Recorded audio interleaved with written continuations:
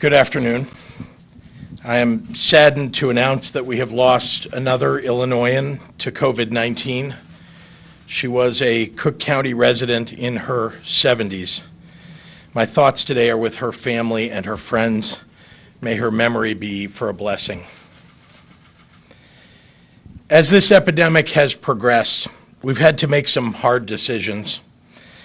I'd like to take a minute to give you a window into my decision-making because I think you have a right to know why I've taken the actions that I've taken. You have a right to the truth, as difficult as it may be to hear, because you can bear it.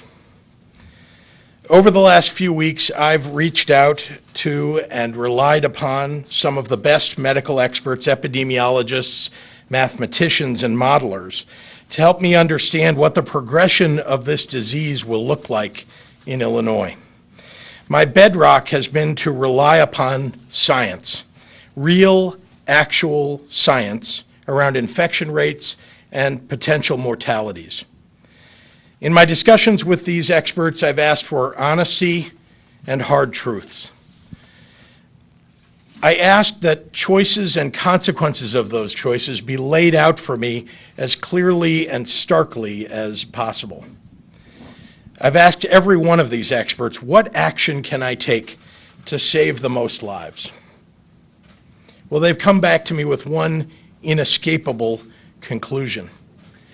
To avoid the loss of potentially tens of thousands of lives, we must enact an immediate stay-at-home order for the state of Illinois. So that is the action that I'm announcing today.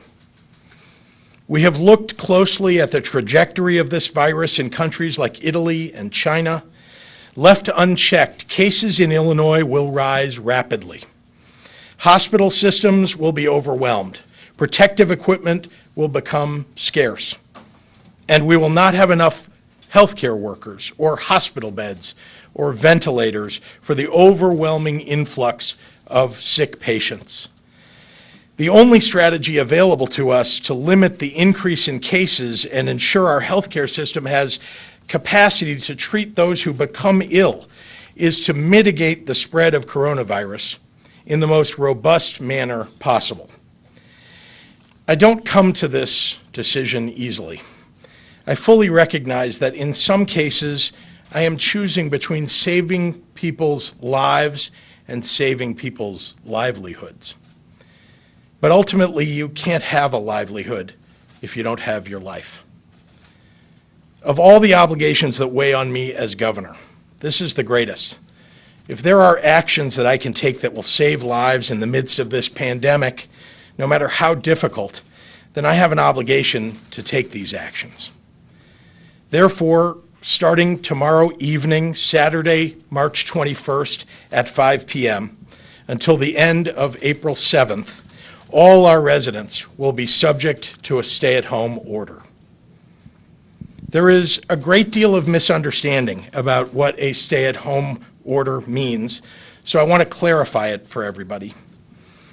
Here's what will stay the same. You'll still be able to leave your house to go to the grocery store to get food. You'll still be able to visit a pharmacy, go to a medical office or hospital, or to gas up your car at a gas station. You'll still be able to go running and hiking and walk your dog. Many, many people will still go to work. For the vast majority of you already taking precautions, your lives will not change very much. There is absolutely no need to rush out to a grocery store or gas station. On Sunday and Monday and Tuesday and every day thereafter, those will be available to you. Agriculture and the press, veterinarians and plumbers, laundromats and banks, roads, bridges, and transit, the fundamental building blocks that keep our society safe and steady, will not be closing down. You can still pick up dinner from your local restaurant, pick up your prescriptions, and just spend time with your family. We are doing all that we can to maintain as much normalcy as possible while taking the steps that we must to protect you. That brings me to what will change. All non-essential businesses must stop operating. If you can work from home and aren't already doing so, now is the time when you must. The heroes of this moment are healthcare workers, first responders, law enforcement officers, and the individuals and organizations like the Illinois AFL-CIO and other workers who keep our grocery stores and pharmacies running. Cannot stay home. We need you. This executive order is fundamentally about the rest of us and what we can do to support the people on the front lines of this fight and the people most vulnerable to its consequences. We know this will be hard, and we're looking at every tool that we have to help you through this crisis. For our essential workers, we're going to make sure you have safe daycare to take care of your children while you do the critical work to save us and to keep us safe.